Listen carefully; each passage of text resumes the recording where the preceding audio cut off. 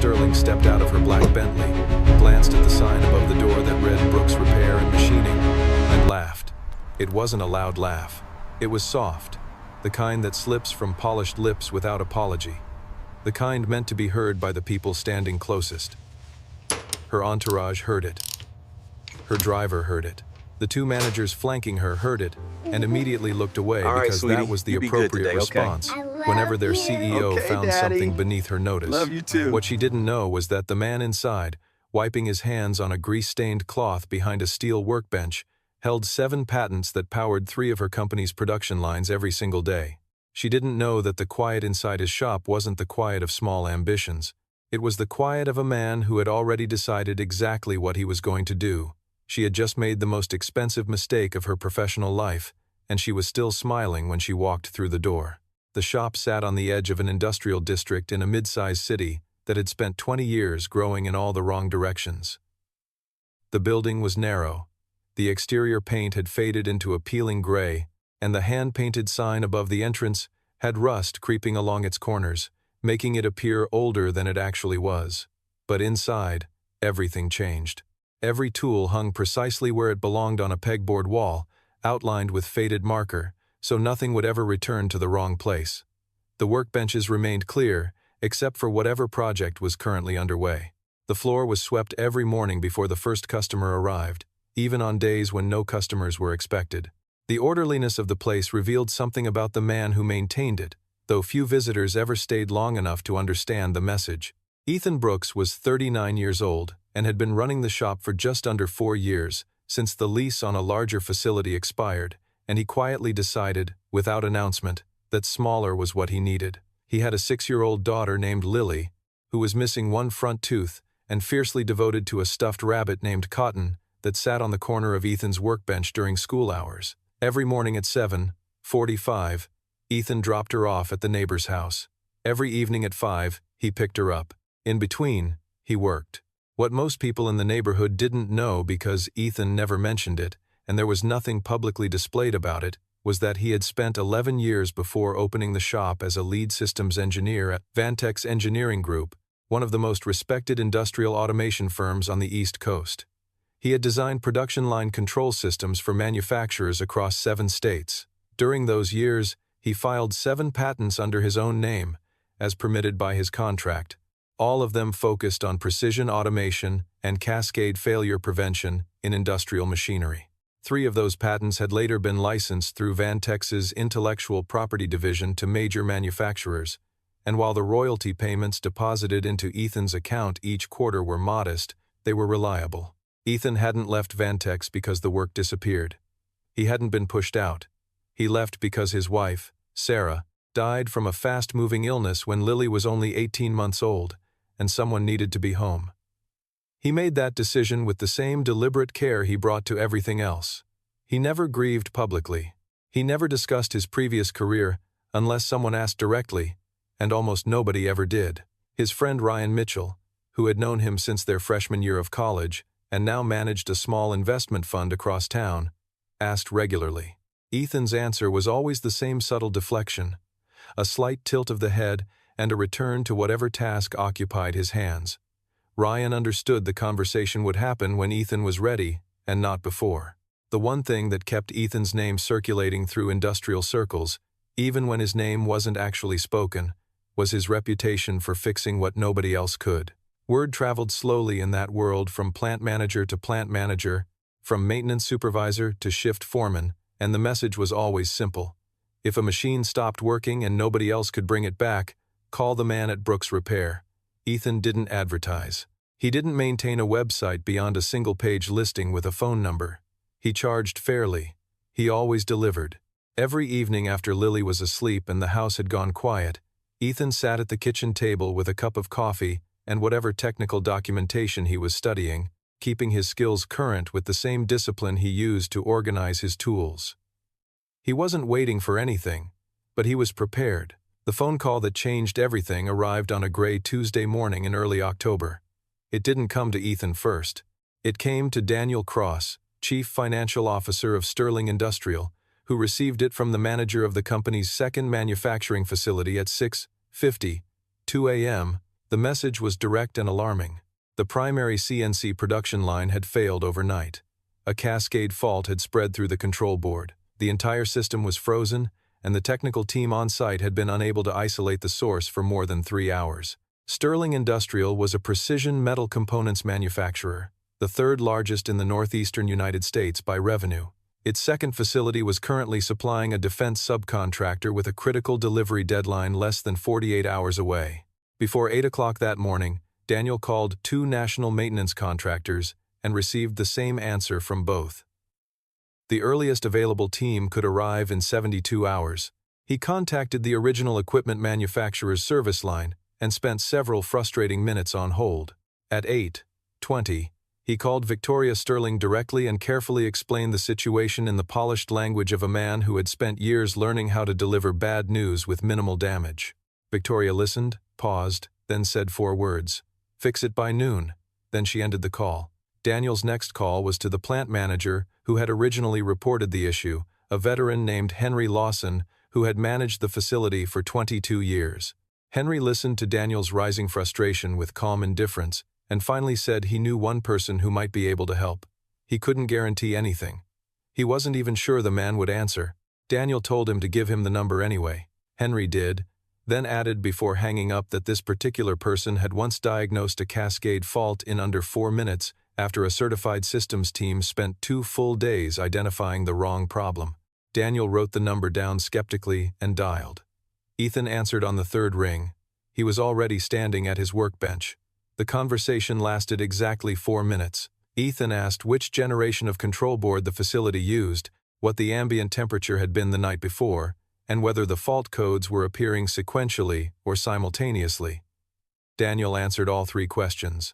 Ethan went silent for several seconds after the final answer, not the silence of uncertainty, but the silence of rapid internal calculation. Then he simply said he would come. He asked for the address. He never asked about the fee, and Daniel, distracted and flustered, forgot to mention it. Ethan ended the call, placed the phone face down on the bench, and packed his secondary toolkit with the methodical efficiency of someone who already understood what he was walking into. He left Cotton on the workbench for Lily. He taped a note to the door. Then he climbed into his 11-year-old pickup truck and drove across the city, arriving at Sterling Industrial's second facility at 9:40 that morning. The facility was large, modern, and immaculately maintained. A fleet of leased vehicles filled the parking lot, collectively worth more than Ethan's entire business. A group of executives stood near the entrance when he arrived, Victoria Sterling among them, dressed in a charcoal coat, with her phone in one hand and the other shielding her eyes as she assessed the aging pickup truck pulling into the lot. Ethan stepped out wearing dark work pants, a gray flannel shirt with the sleeves rolled to his elbows, and a pair of worn work boots. His tool bag hung from one shoulder. He looked at the building first, then at the people waiting outside. Victoria regarded him the way certain people examine something that arrives in unexpected packaging with a brief recalibration that ultimately settles into a revised form of condescension. Behind her stood Emma Collins, her executive assistant, 2 steps back and wisely silent. Ethan gave the group a polite nod. No one returned it. He followed Henry Lawson inside. What happened over the next 2 hours and 20 minutes was witnessed only by Henry and 2 floor technicians who had been instructed to remain nearby in case Ethan needed assistance. He never did. Ethan worked through the control cabinet methodically, his movements calm and precise. He spoke only once to request a specific diagnostic cable, which Henry retrieved from a side cabinet. He never consulted documentation, something Henry found remarkable because the system was a proprietary configuration nearly a decade old. At 11:47, the production line restarted. The fault turned out to be a secondary ground loop failure, masking a corrupted initialization sequence, a problem that the equipment manufacturer's remote diagnostic team would likely have spent another 2 days trying to identify.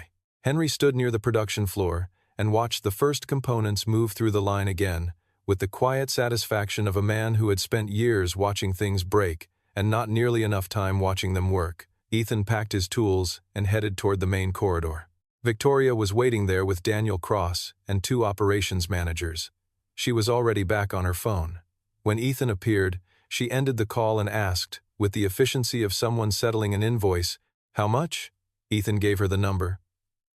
It was fair, Not inflated, not discounted. Victoria didn't even look up as she instructed Daniel to process the payment. Daniel, wearing the poorly concealed amusement of a man who believed he had successfully managed a minor inconvenience, addressed the room rather than Ethan directly. He commented on how fortunate they had been to find someone available and how convenient it was that a small shop rate was easier on the quarterly budget than bringing in a national contractor. One manager smiled. Another stared at the floor. Daniel continued talking about operational cost management, using the phrase small operation twice in less than 30 seconds. Each time, the wording carried a subtle emphasis that transformed it from a simple description into something dismissive. Victoria never interrupted him. She had already returned to scrolling through her phone. Emma stood behind her with the careful blank expression of someone embarrassed by what she was witnessing but lacking the authority to stop it. Ethan offered no response. He didn't look at Victoria. He didn't react to Daniel. He simply zipped his tool bag shut with the same measured pace he had used to open it. Victoria glanced up briefly and said, with almost mechanical courtesy, "Thank you for coming on such short notice. If we have smaller issues in the future, we'll be in touch." The word smaller settled heavily into the room. Ethan looked directly at her for the first time that day. There was nothing in his expression she could use. No offense, no irritation, no desire for recognition. He studied her the way an engineer studies a system, observing characteristics without judgment. "No problem," he said. Then he walked away. Henry caught up with him near the exit and shook his hand with both of his own, quietly. He mentioned that the control system Ethan had just repaired had originally been designed by a Vantex engineering team about 9 years earlier. Henry had been present when it was installed and had never seen anyone outside the original team work on it without documentation. He said he didn't know how Ethan knew the system so well, but he was grateful. Ethan thanked him without explanation. He walked back to his truck and sat behind the wheel for a long moment before starting the engine. Through the windshield, he stared at the polished industrial building, with the Sterling name mounted beside the entrance on a brushed steel plaque. His face remained still. His hands remained still. Then he opened the center console and pulled out a manila folder he hadn't touched in more than 2 years. Inside was a consulting report he had written during his Vantex years regarding the rehabilitation potential of an aging Sterling manufacturing facility. He studied the cover page for several seconds before returning it to the console. Then he started the truck and drove off to pick up Lily. Ryan Mitchell arrived that evening carrying a six-pack and no specific agenda, which was his way of saying he knew something had happened and was available if Ethan wanted to talk. After Lily was asleep, the two men sat at the kitchen table. Ethan laid out the events of the day without commentary. The emergency repair. The payment. Daniel Cross's remarks. Ryan listened carefully and then asked the question that had been forming since the beginning of the story. "What are you thinking about?" Ethan took a sip of coffee. "The Westbrook facility."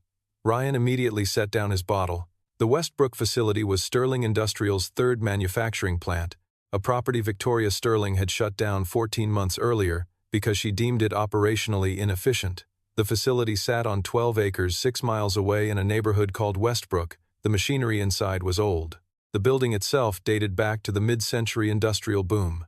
For 9 months, it had sat on the market without a buyer because everyone considered it a financial disaster waiting to happen.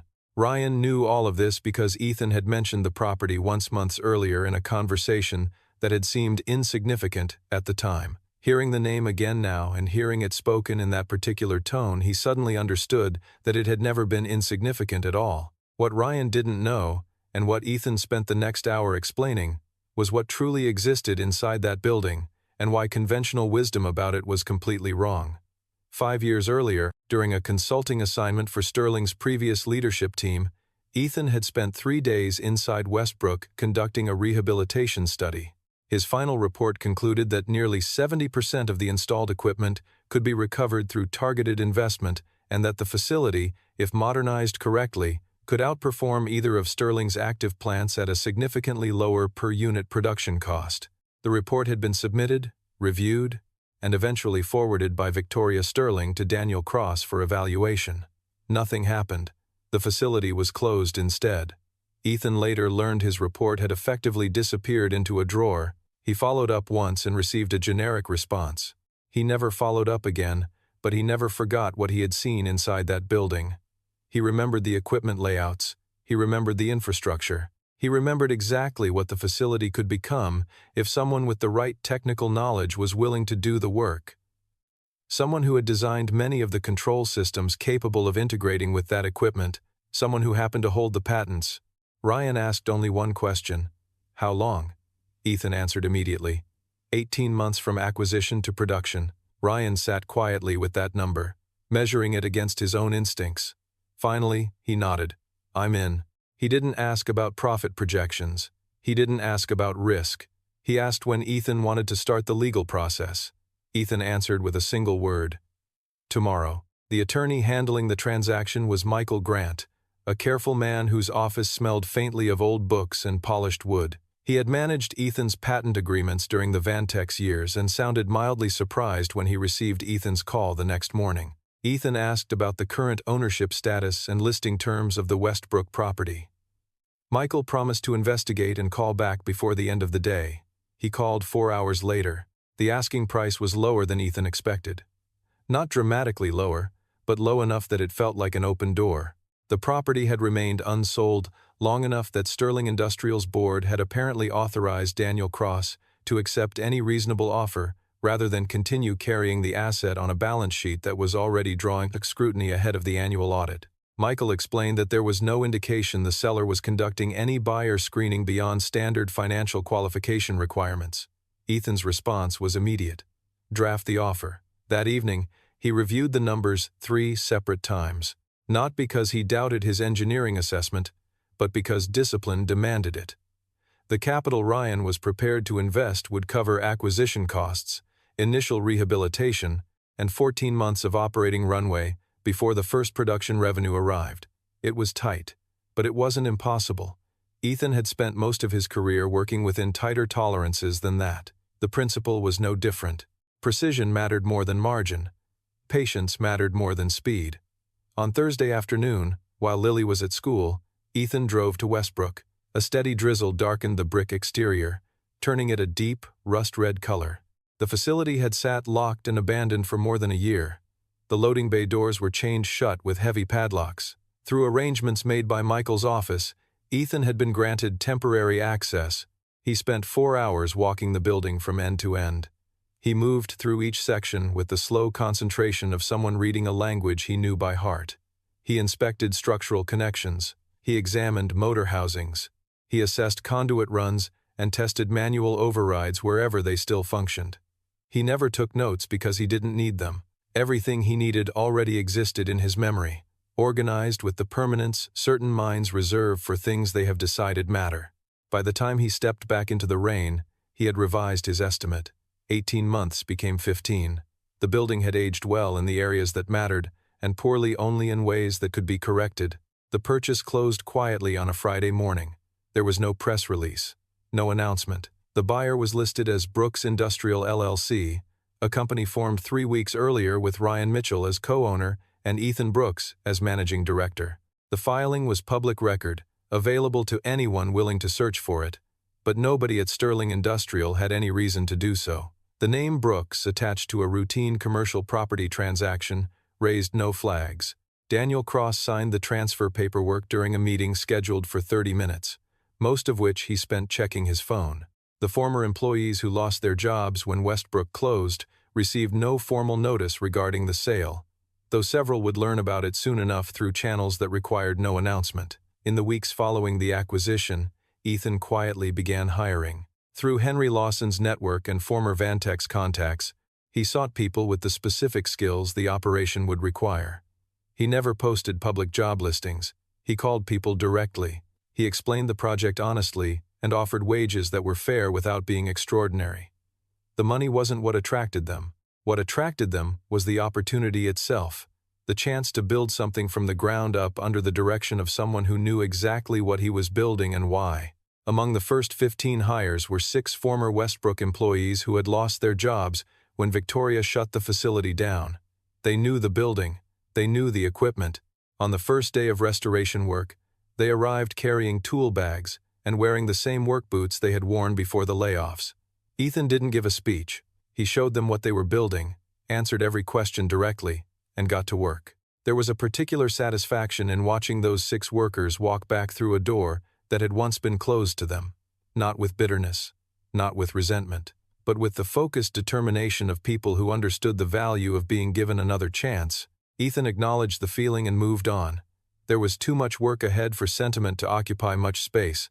While Brooks Industrial grew, Sterling Industrial entered a period of increasing friction that its leadership struggled to understand. A defense subcontract expected to renew its agreement quietly chose not to. The official evaluation cited concerns about delivery reliability. Another major client reduced its order volume without providing a detailed explanation. Victoria received these signals through Daniel Cross's reporting, which framed each setback as an isolated market fluctuation rather than part of a larger pattern.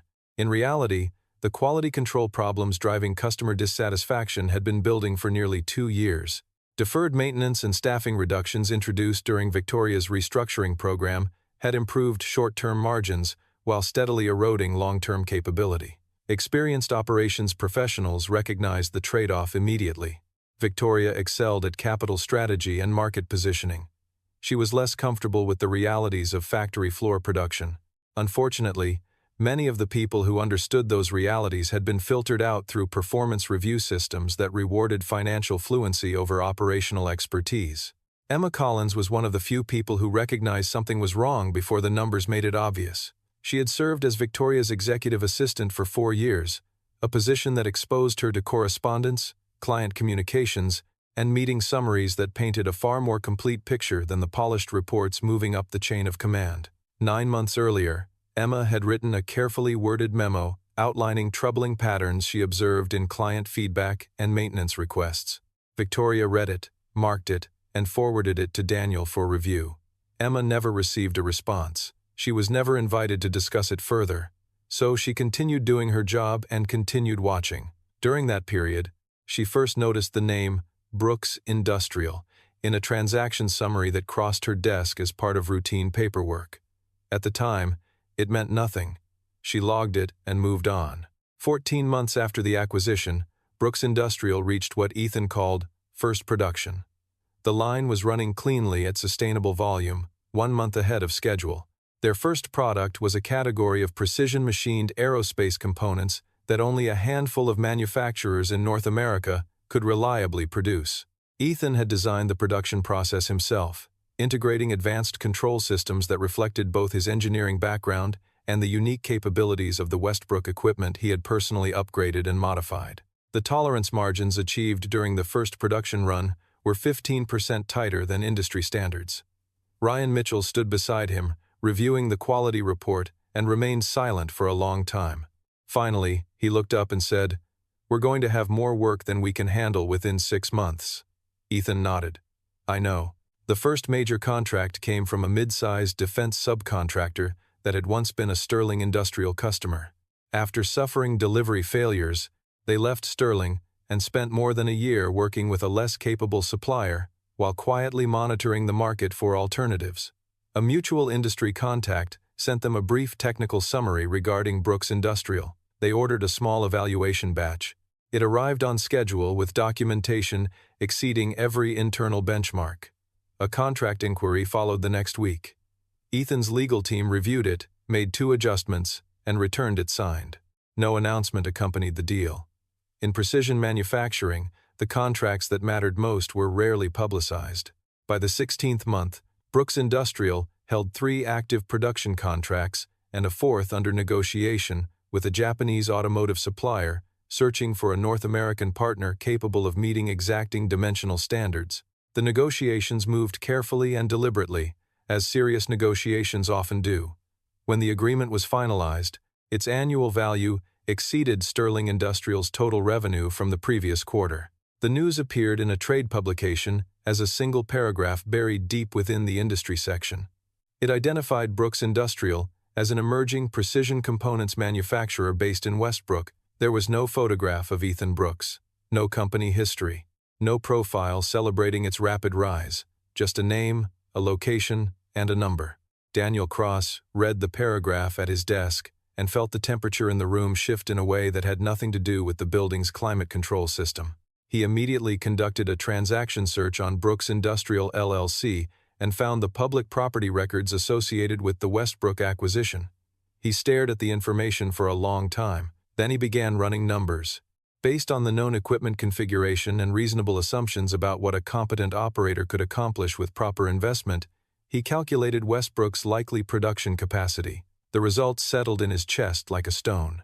The price he had accepted for the property, the price he had recommended and defended as reasonable, represented only a fraction of what the asset was now generating. He closed the browser window and never reopened it that day. More importantly, he never brought the information to Victoria's attention. Emma Collins followed a different path. More patient, more careful, she searched Brooks Industrial together with the Westbrook facility and the transaction date. She found the public filings listing Ethan Brooks as managing director. Then she opened a second search window and typed his name along with the word Vantex. The results surprised her not because the information itself was unbelievable, but because it felt like something she should have known all along. 7 patents, 11 years as a systems engineer, work history tied directly to industrial automation projects that included Sterling Industrial among their clients. Emma printed the relevant pages and combined them with the Westbrook acquisition documents. Then she placed everything into a folder and sat quietly staring at it. After several minutes, she picked up a pen and carefully wrote Ethan Brooks on the tab. She never took the folder to Daniel. 4 years of experience had taught her exactly what happened to information routed through Daniel before it reached Victoria. This particular folder needed a different path. She waited. The opportunity arrived on a Thursday evening at the end of the quarter. Victoria was reviewing reports in the conference room while Emma handled correspondence nearby.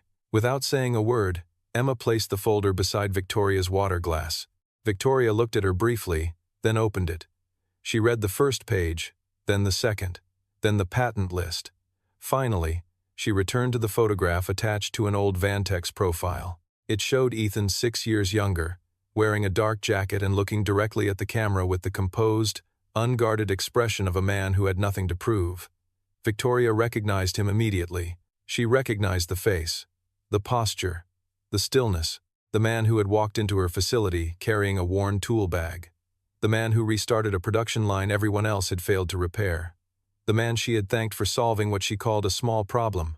She closed the folder and remained completely still for several moments. Then she asked a single question. "How long ago did the Westbrook acquisition close?" Emma answered. Victoria said nothing else that evening. The audit that followed was Victoria's decision. She never announced it publicly. To the board, it was described as a routine operational review. Emma was assigned to support the audit team, which gave her access to the complete documentation trail surrounding Daniel Cross's handling of the Westbrook sale. The trail was not clean. The property valuation Daniel accepted and recommended to the board lacked independent verification. Risk flags in the due diligence file were suspiciously sparse, suggesting critical portions had never been completed. Most concerning was a section dedicated to buyer background verification, where the required field remained entirely blank. It represented one procedural failure layered atop another. The second failure was far more serious because it appeared ongoing and intentional. When the audit team delivered its findings, the report was thorough, and its thoroughness left little room for interpretation. Daniel Cross submitted his resignation 4 days before the findings were formally presented to the board. He did it quietly through email, citing a desire to pursue other opportunities. Victoria accepted the resignation without replying. Later, after the final board member left the conference room, she remained seated alone. The large western-facing window overlooked the direction of Westbrook, though the facility itself was too far away to see. She removed Emma's folder from her briefcase and placed it on the table once again. She had read it 3 more times since that Thursday evening. Not because she expected to discover new information, because she was attempting something much more difficult. She was revising the story she had told herself about Ethan Brooks, the man whose shop she laughed at, the man whose invoice she approved without looking up, the man whose capabilities she reduced to the word small before forgetting about him entirely. A trade publication had forced her to remember. Now she could not stop remembering. Through Michael Grant's office, she obtained Ethan's phone number with surprising ease. Ethan had never hidden himself. No one had simply bothered to ask. He answered on the second ring. Victoria introduced herself. A pause followed, not awkward, not uncomfortable, simply genuine, the pause of someone deciding how to respond rather than whether to respond. "Hello," Ethan finally said. Victoria explained that she wanted to discuss a potential supply agreement. Ethan replied that Tuesday morning would work. She asked where he would prefer to meet. "The shop on Brooks," he said. She agreed to be there at 9. When Victoria arrived, she came alone. No assistant, no driver, no stack of briefing documents. The first time she visited the shop, she never truly entered it. She had stood outside, judged it, and moved on. This time she stepped inside, and she saw it differently. The carefully organized tools, the spotless benches, the framed photograph on the rear wall showing a group of engineers standing in front of a completed production facility. Ethan was there, younger by nearly a decade, standing second from the left. On the corner of the main workbench sat a small white stuffed rabbit with button eyes and one ear noticeably more worn than the other. Victoria looked at it for a moment before turning away. Something about the room unsettled her, not because it was uncomfortable, but because it was honest. The scale, the simplicity, the absence of performance. The language she normally relied upon suddenly felt inadequate. Ethan entered through the back door carrying 2 mugs of coffee. Without asking, he placed one in front of her and sat across from her at the bench. Victoria wrapped her hands around the mug and said what she came to say. She explained that she now understood who he was and what he had accomplished. She told him she wanted to discuss a long-term supply agreement for precision components. Ethan listened to the entire proposal without interruption. When she finished, he thanked her for being direct. Then he asked a single question. "Do you remember that afternoon at Facility 2? Victoria looked at him. Ethan continued calmly. He said he didn't need anything from her regarding what happened. He said he had not lost sleep over it. But he wanted her to understand something. The shop was real, the work was real, and he had never been ashamed of either one. Victoria met his eyes and did not look away. She resisted the easy apology that would have ended the moment quickly. Instead, she said something more difficult. "I understand that now." It wasn't an apology, and both of them knew it, but it was an honest acknowledgement delivered directly to the person who deserved it. She slid a folder across the bench. Ethan glanced at the cover without opening it. "Take as much time as you need," she said. "Review the terms." Ethan nodded. "I will." Victoria stood and picked up her coat from the stool beside her. At the door, she paused. Her eyes drifted upward toward the hand-painted sign above the entrance. The same sign she had laughed at. The same sign she intended others to hear her laughing at. This time she read it differently. Not as a symbol of something small, not as something beneath her, simply as information. The name of a man and the place where he worked. Nothing more, nothing less. Ryan Mitchell stopped by the shop that evening and found Ethan sitting at the workbench with the folder open, carefully reviewing the supply agreement line by line with the same deliberate attention he gave to any document carrying long-term consequences. Ryan set a cup of coffee beside Cotton and asked what he was looking at. Ethan replied that Sterling Industrial wanted a supply arrangement. Ryan was silent for a moment before asking, "Are you going to do it?" Ethan said he was still thinking about it. Ryan took a sip of coffee. 3 months ago, that would have been a strange thing for you to say. Ethan turned another page and replied, 3 months ago, I wasn't asking whether she was worth working with. Now I am. That's different. Ryan nodded and said nothing else, which was his way of communicating that he understood the distinction perfectly.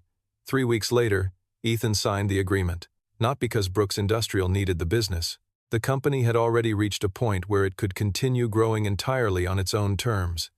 He signed because the terms were fair, because the work mattered, because the components would be used well, and because, as he explained to Michael Grant while reviewing the final draft, good work should go where it can do the most good. Michael looked at him over the top of his reading glasses and remarked that it was an unusual reason to make a business decision. Ethan smiled faintly and replied that he had made unusual decisions before and that most of them had worked out pretty well. The old shop sign came down on a Saturday morning. Ethan removed it himself, standing on a ladder with a socket wrench while Lily watched from below, holding Cotton in her arms. When the final bolt came loose and the sign was lowered to the ground, Lily looked up and asked what the new sign would say. Ethan climbed down, stood beside her, and looked at the clean rectangle of brick where the old sign had been mounted for years. Just Brooks, he said. Lily considered the answer with the serious concentration only a 6-year-old could manage. Then she nodded. The new sign went up that afternoon. Clean, simple, one word in dark lettering, no description, no explanation, no qualifier, just the name. It had always been enough. The world had simply taken longer than expected to understand it. In a city where people moved fast and judged even faster, Ethan Brooks's story was never the kind that would be told loudly. There would be no magazine cover, no feature profile, no carefully crafted origin story published online. Industry trade journals occasionally mentioned Brooks Industrial whenever a contract was significant enough to attract attention, but those references were brief and technical. The number of people who truly knew the full story could have comfortably fit inside the front room of the shop. Yet in the world that mattered most to Ethan, the world where precision, patience, discipline, and competence determined what survived, he had built something that would continue operating long after the names on Sterling Industrial's letterhead changed several times over. He built it without public revenge. He built it without speeches. He built it without needing anyone to know exactly what had happened, because revenge had never been one of his tools. He built it the same way he repaired the broken production line that morning. Quietly, correctly, completely. And when the work was finished, Ethan turned off the lights, locked the door, and went home to his daughter.